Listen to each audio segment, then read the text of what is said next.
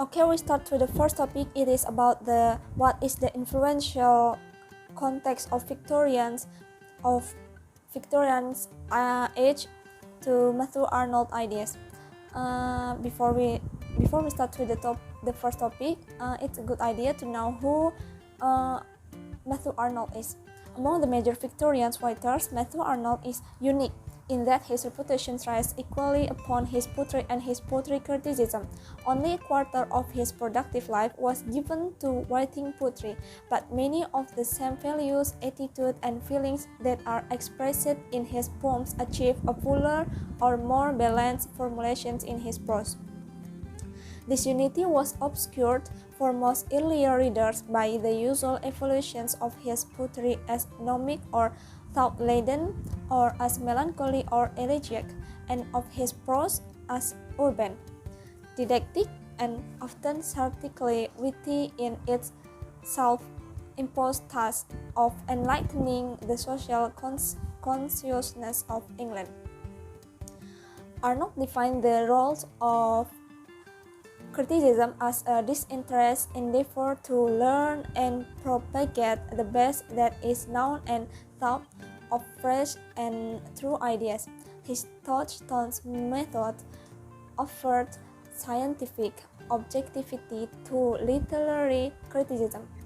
In advocating disinterested criticism, Arnold is censuring what he regards as the parochialism of English critics, their ignorance of European intellectual life, their special brands of Philistinism, the disinterest that he purchased has some relationships to the idea of aesthetic disinterest in Kant's analysis of the reader's response to the work of art.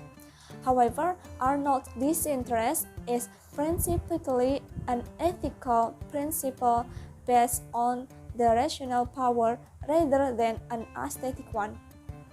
Arnold is by no means suggesting a withdrawal from effective social criticism, but instead insisting on measured intelligence and often necessary indirect critical activity. The functions of criticism in the present time is largely made of ideas that Arnold discussed in his study of poetry. He defines criticism as a disinterested endeavor to learn and propagate the best that is known as thought of in the world, and thus to establish a current of fresh and true ideas. The term disinterest, in the view of Arnold, refers to being an impartial and just reader. The functions of the critic, by the definitions of criticism provided by Arnold, the task of a critic is threefold.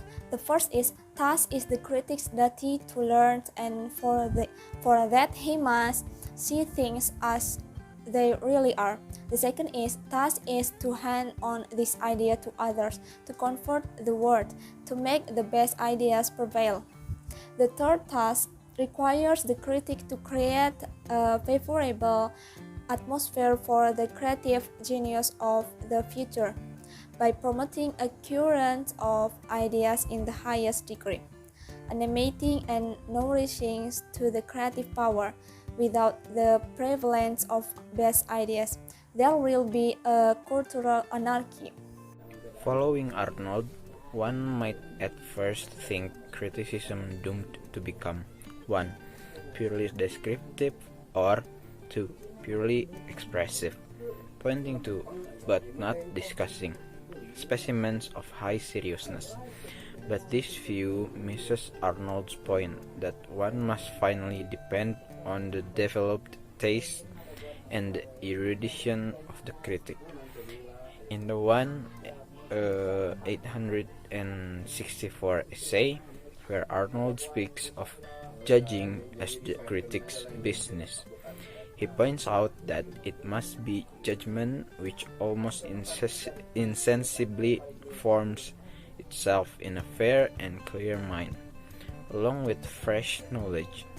It is by communicating fresh knowledge, not mere information, and not by laying down laws, and judgments that the critic performs his most useful task.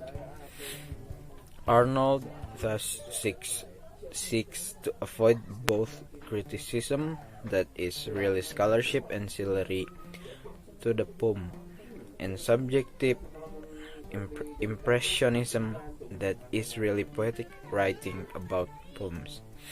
The approach advocated, for example, by the French critic and novelist Anatole France, who was consistent with himself when he wrote, "To be quite frank, the critic ought to say, gentlemen, I am going to talk about myself on the subject of Shakespeare or Racine or Pascal or Goethe, subjects that offer me a beautiful opportunity. It is almost too much to expect of poor human nature that a man capable of producing some effect in one line of literature should, for the greater good of society, voluntarily doom himself to impotence and obscurity in another. Still less is this to be expected from men addicted to the composition of the false or malicious criticism, of which Wordsworth speaks. However, everybody would admit that a false or malicious criticism had better never have been written. Okay, the third topic is about discuss and explain the concept of literature as creative power. Arnold believed creative capacity to be more important than critical faculty. However, his definitions of criticism as the endeavor in all branches of knowledge, theology, philosophy, history, art, science, to see the object as in itself it really is, make it a necessary prerequisite for valuable creations. He asserts that creations of quality is not possible if people are not provided with a current of fresh idea. This is achieved through honest criticism. If the best ideas don't prevail, it gives rise to a cultural anarchy. Only when the power of man and power of moment come together can a good piece of literature be created. Arnold also states that writing criticism may produce in its practitioners a sense of creative joy. He compares the emotional states of writing criticism with the emotional states of creative writing. In this, he dispels the typical cancer that criticism serves no purpose. Further, Arnold argues that critical writing is an important activity exercising free creativity. It is undeniable also that men may have the sense of exercising.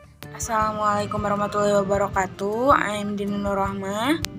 The material about the concept of criticism as critical powers and the concept of literature as the enemy of dogma. And what is the critical power?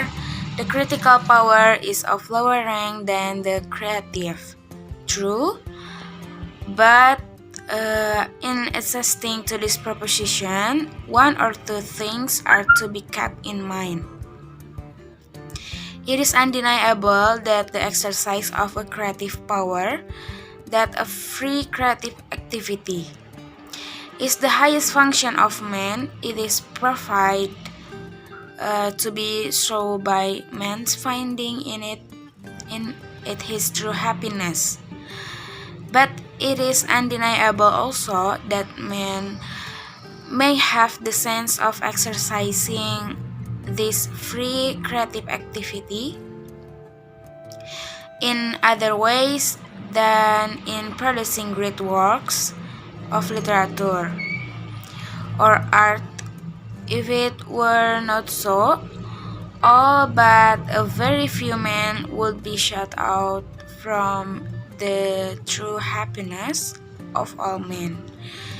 They may have it in well-doing, they may have it in learning, they may have it in even in criticizing. This is one thing to be kept in mind. And Wordsworth said the critical power very low, infinitely lower than the inventive. And he said today that if the quantity of the time consumed in writing critiques on the works of others were given to original composition, of whatever kind it might be, it will be much better employed. It will make a man find out sooner his own level, and it will do infinitely less mischief. A false or malicious criticism may be much injury to the minds of others. A stupid invention, either in prose or verse, is quite harmless. For the next is the concept of literature as the enemy of dogma. I have insisted so much on the course which criticism must take where politics and religion are concerned. It is because where these burning matters are in question, it is most likely to go astray. I have wished above all to insist on the attitude which criticism should adopt towards things in general, on its right tone and temper of mind. But then comes another question as to the subject matters which literary criticism should most seek.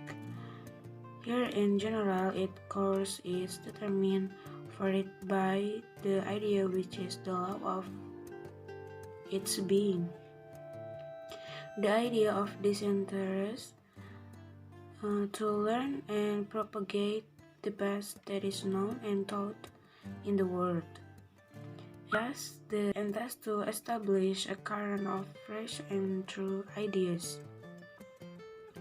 By the very nature of things, as England is not all the world, much of the best that is known and taught in the world cannot be of English growth, must be foreign. By the nature of things again, it is just this that we are least likely to know, while English thought is streaming in upon us from all sides, and takes excellent care that we shall not be ignorant of its existence. Maybe I think enough here. Wassalamualaikum warahmatullahi wabarakatuh. Bismillahirrahmanirrahim. Assalamualaikum warahmatullahi wabarakatuh. My name is Fakih Fadal Fotias, and now I'm gonna tell you about the sixth topic discussion. So, describe the concept of literary criticism as part of social cultural criticism. Well, I think literary criticism is like a camera body, and social cultural criticism is like the lens. And the lens will not work if the body of the camera is not working properly. Literary criticism is the comparison, analysis, interpretation, and evaluation of works of literature. And social cultural criticism is another critical lens through which any text can be viewed. This form of criticism examines how different religions, ethnicities, class identification, political beliefs, and views affects the way in which texts are created and interpreted. Social cultural criticism is a literary criticism directed to understanding literature in its larger social context. It codifies the literary strategies that are employed to represent social constructs through a social methodology.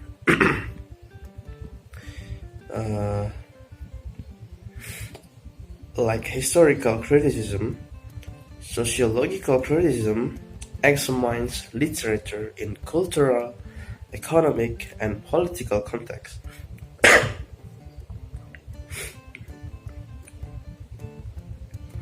And in which it is written or received. This type of criticism may analyze the social context of literary work, the cultural, economic, or political values a particular text implicitly or explicitly expresses. Thank you. That's all from me. Assalamualaikum warahmatullahi wabarakatuh.